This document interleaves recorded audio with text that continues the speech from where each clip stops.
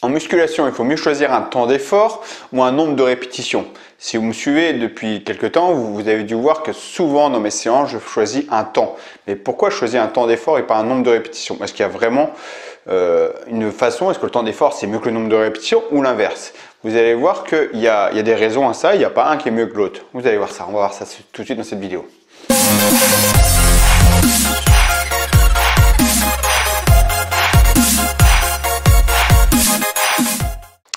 Bonjour, c'est Ken, je m'appelle Ken, je suis coach sportif spécialisé en musculation fonctionnelle, j'ai même plutôt musculation athlétique. Donc je travaille avec différents accessoires et mon objectif c'est d'être le plus athlétique possible.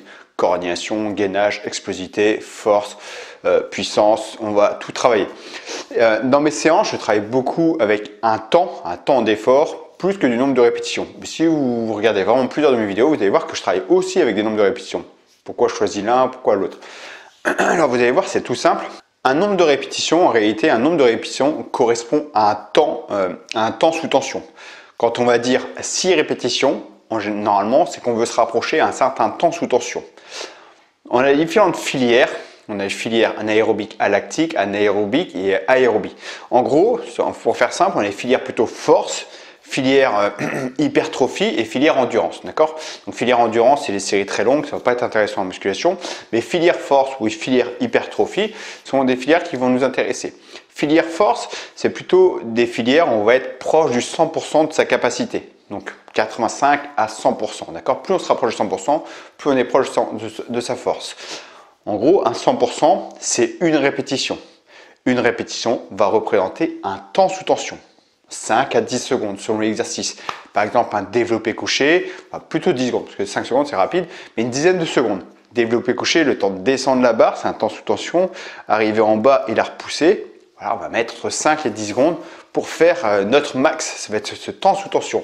En squat, ça va être pareil, le fait de descendre et remonter, voilà, on va être au maximum à 20 secondes. Pour de la force, on va être un temps sous tension à 20 secondes. Pour reprendre l'exemple du développé couché, quand j'ai les bras tendus, il n'y a pas de temps sous tension. Bras tendus, il n'y a pas d'effort. Peu importe la charge que j'ai sur les bras, il n'y a pas d'effort. C'est quand je vais commencer à fléchir les bras, là il y aura un temps sous tension sur les pecs. C'est ce qu'on va chercher à cibler. Pour les squats, c'est pareil. Quand je suis en haut, il n'y a pas de temps sous tension. Quand je commence à engager mon mouvement, à être en bas et remonter, là il y a des temps sous tension. D'accord ? Donc la force va représenter un certain temps sous tension. En général, quand on veut se rapprocher de la force, on va être une fourchette entre 1 à 5 répétitions qui va représenter un temps sous tension à peu près 20 secondes jusqu'à 30 secondes maximum. En général, on est plutôt les 20 secondes. Quand on est vraiment proche de la force, on est plus en 20 secondes et en dessous. Ok, ça va être ça le temps sous tension. Après, un nombre de répétitions, par exemple le squat et le développé couché, je vais partir sur des fourchettes un peu plus grosses. Si je pars sur 10 répétitions, 10 répétitions au développé couché et 10 répétitions au squat avec des charges qui correspondent à 10 répétitions, à peu près 75% de son RM, il y a de fortes chances que votre squat dure beaucoup plus longtemps qu'un développé couché. La trajectoire de mouvement, la distance à faire de là à là par rapport à ici et là n'est pas la même. D'accord ? Il y a beaucoup plus de distance à parcourir avec les jambes. Donc le temps sous tension va être souvent plus long pour les jambes. On est capable de plus de temps sous tension. D'accord? Donc 5 répétitions ou 10 répétitions au développé couché, peut-être que 10 répétitions, vous allez peut-être les faire en 30 secondes. Au squat, peut-être qu'il va vous falloir 50 secondes. D'accord? Après, ça va dépendre de votre tempo que vous avez choisi. Si vous faites un tempo 2 secondes la descente, 1 seconde la montée et pas de temps mort en haut, en 30 secondes, vous faites facilement vos 10 répétitions, développé couché. Si vous le faites plus vite, 1 seconde, vous allez en faire plus. Si vous faites 2-3 secondes la descente, 1 seconde la montée, 1 seconde de temps mort, en 30 secondes, vous allez faire peut-être 7 répétitions. En squat, c'est pareil. En squat, on va plus facilement faire 3 secondes la descente, peut-être 1 seconde de bloqué en bas et 1 à 2 secondes la montée. Donc tout de suite, en 30 secondes, on en fait beaucoup moins. Donc, le nombre de répétitions, c'est super bien, surtout avec des haltères. C'est pour être plus précis avec des haltères, je trouve que c'est mieux parce qu'on va être plus précis sur sa charge max.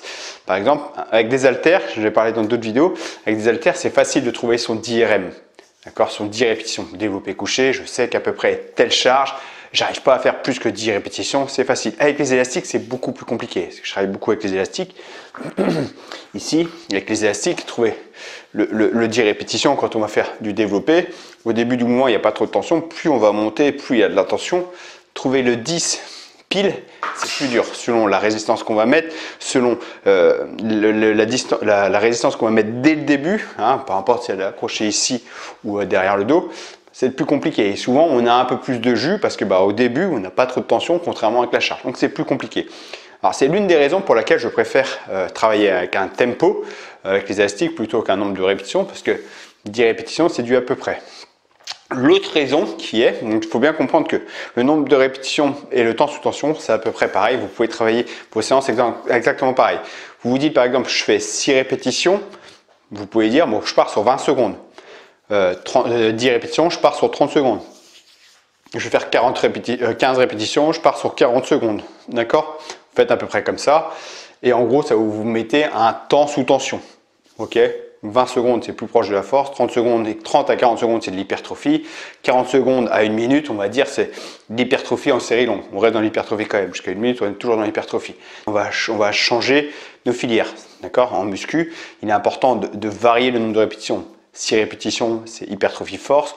10-12 répétitions, c'est un peu l'hypertrophie classique, volume. Et 15 à 20-25 répétitions, ça reste de l'hypertrophie, mais plutôt en endurance de force. Donc, varier les fourchettes avec les tempos, les temps d'exécution, ça va être un peu la même chose.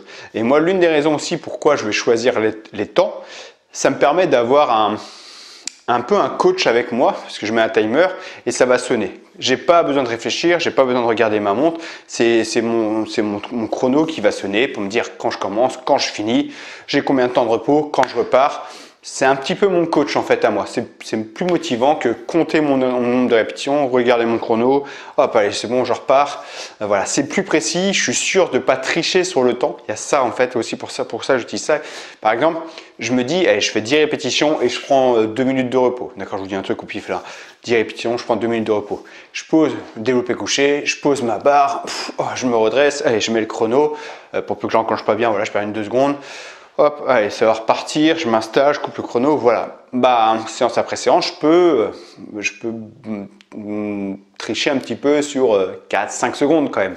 Avec le timer, je reste concentré. Je pose, tac, j'ai mis 2 minutes de repos, je vois le chrono qui va sonner, il est prêt, tout est prêt, je ne peux pas tricher. J'ai un temps de repos qui est bien défini. Et le temps d'effort, il est défini. Je me suis déjà filmé, je me suis filmé, c'est évident, vous savez, mais je me suis filmé sur mes séances et j'ai vu que par exemple, je m'étais dit développer couché 12 répétitions et la dernière série, quand elle est très dure, quand je compte, en fait, j'ai pas 12 répétitions. Il s'avère que j'en avais que 11 ou 10. D'accord? Parce que quand on est fatigué, on compte beaucoup moins bien, on est moins bien concentré. Voilà, donc déjà, on a raté 2 répétitions. L'autre côté négatif à compter les répétitions, c'est que pour le développé couché, je vais rester sur le développé couché, je me suis fixé 10 répétitions. À 9 répétitions, je suis pas bien, mais je vais faire n'importe quoi pour finir absolument ma 10e répétition. Plutôt que me concentrer sur la posture et un bon temps sous tension comme il faut, je vais chercher à faire mes 10 répétitions. D'accord? Et troisièmement, comme je vous disais, le temps sous tension, c'est hyper important. Si on part sur 10 répétitions, c'est qu'à 10 répétitions, on veut mettre un temps sous tension d'au moins 30 secondes. On ne part pas sur 10 répétitions pour un temps sous tension de 20 secondes. Sinon, on est partait sur de la force. On partait plutôt sur du 6 répétitions. Le temps sous tension, c'est important, selon la filière où vous voulez aller. Si je fais 10 répétitions, je m'étais mis 30 secondes, 10 répétitions et je l'ai fait en 20 secondes parce que je l'ai fait assez vite, j'ai merdé en fait. Je ne suis pas sur un bon temps sous tension. Quand je m'impose 30 secondes, je vois si je suis allé trop vite, je vois que ça sonne toujours pas, je suis obligé de continuer et même si je fais ma cadence rapide, au bout de 30 secondes, j'ai peut-être fait 15 reps. Bon, moi, j'ai fait un temps sous tension de 30 secondes. La prochaine fois, je contrôlerai plus mon tempo, mais je resterai sur mes 30 secondes. D'accord? Ça, c'est important parce que selon comment vous changez vos tempos, surtout quand on est débutant, on a un peu de mal souvent à contrôler ces tempos. On va les faire plus ou moins vite, plus ou moins rapide, on ne sait pas trop. Quand on est confirmé, oui, on va gérer tout ça. Mais quand on est débutant intermédiaire, on n'est pas toujours propre, surtout sur les dernières séries. Donc voilà l'une des raisons pourquoi je choisis le timer, parce que c'est plus motivant. Ça me permet d'être concentré à ma séance sur mon temps sous tension, sur ce que je fais, plus qu'à compter les nombres de répétitions. Et je suis sûr de ne pas tricher sur le temps sous tension en fait. Si je mettais 10 répétitions que je voulais à peu près 30 secondes, bah, je suis sûr de ne pas faire 25 secondes. D'accord. Par contre, si après, faut ajuster pour le squat. Si je me dis 10 répétitions au squat sur 30 secondes, ça va être compliqué. Mais par contre, en temps sous tension, je me dis 30 secondes de temps sous tension, je fais mes squats, même si j'en fais que 6 reps, je vais chercher à pas trop rester en haut. Je me dis temps mort en haut, 0, je ne mets pas de temps mort en haut. Je descends, je monte, paf, je repars. Voilà, comme ça, je vais faire vraiment le plus proche possible des 30 secondes de temps sous tension. Et là, je suis bien. D'accord. Et si je veux augmenter ce temps sous tension sur les cuisses, c'est ce que je fais beaucoup avec les élastiques. Si vous avez vu plusieurs de mes séances où je fais 30 secondes, quand je fais les cuisses avec les élastiques, souvent je rajoute un deuxième ou un troisième exercice tout de suite après. Par exemple, je fais 30 secondes de squat, j'ai 20 secondes de repos. L'exercice d'après, c'est encore les cuisses. Donc en fait, j'ai que 20 secondes de repos pour repartir sur les cuisses. Donc je vais jouer là-dessus. Surtout avec les élastiques, j'avais déjà expliqué ça sur d'autres vidéos. Je fonctionne différemment avec les haltères. Élastique, haltère, c'est deux accessoires différents qui impliquent deux méthodes différentes. D'accord. Mais voilà la différence entre le temps d'effort et le nombre de répétitions. Les deux façons de faire sont très bien, sont super bien. Il n'y a pas vraiment une qui est meilleure que l'autre. Varier le nombre de répétitions, 6, 10, 15, 20, 25, varier. Et varier les temps sous tension. 20 secondes d'effort, 30 secondes d'effort, 40 secondes d'effort, même 1 minute. Ça permet de varier les fourchettes d'intensité et donner des sensations totalement différentes. Voilà, c'est tout pour aujourd'hui.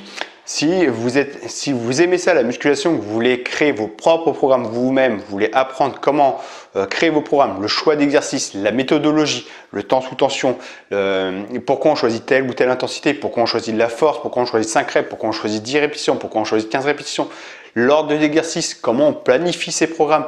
Tout ça, ça vous intéresse, j'ai créé une formation pour devenir son propre coach. Donc, vous avez juste à cliquer ici. Vous allez voir ce que c'est cette formation. Vous aurez toutes les infos pour pouvoir créer vos propres programmes. Voilà. Allez, c'est tout pour aujourd'hui. Je vous dis merci d'avoir suivi cette vidéo et je vous dis à très bientôt pour la prochaine vidéo. Ciao.